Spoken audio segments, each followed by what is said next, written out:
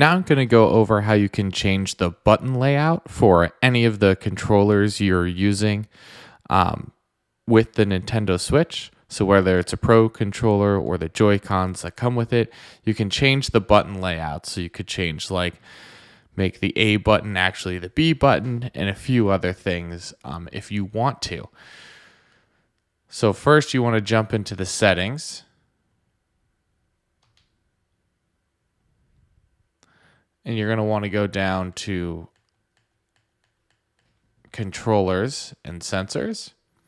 And then from here, you get a bunch of different controller options if you want, like controller vibration and things like that. But we want to go to change button mapping. And from here, you can see these are the controllers I have turned on and connected to the system currently. So you do have to have the controller on and connected to the system currently in order to adjust. But we're going to go ahead and change the Pro controller. Tap on change. And you can see here are all the buttons. You also have the control stick settings options down here too, where you can basically switch the left and the right stick.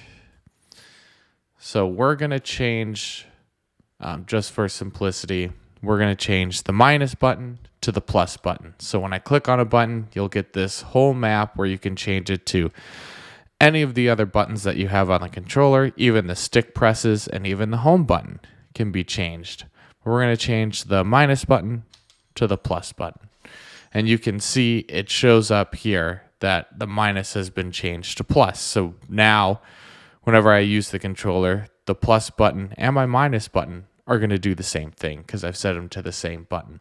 But you can go ahead and make more changes. That's just one example. We're going to go ahead and click done. And it shows up with this message when your button mapping has been changed. Your button mapping has been changed. When others use this console, be sure to inform them of the changes that have been made. So we'll click OK. And now it is changed. It even shows us what has been changed in the little map up above there. We can go back in and adjust it if we want to. If we head back, we can reset it to the defaults. We can also save as a preset. So if we go ahead and save it as a preset, we can save it as 1 to 5. We have 5 presets we can select. And we'll just do, leave it as test, save it. So you can jump in here and load a preset if you want to. Right now, this is the one we're on.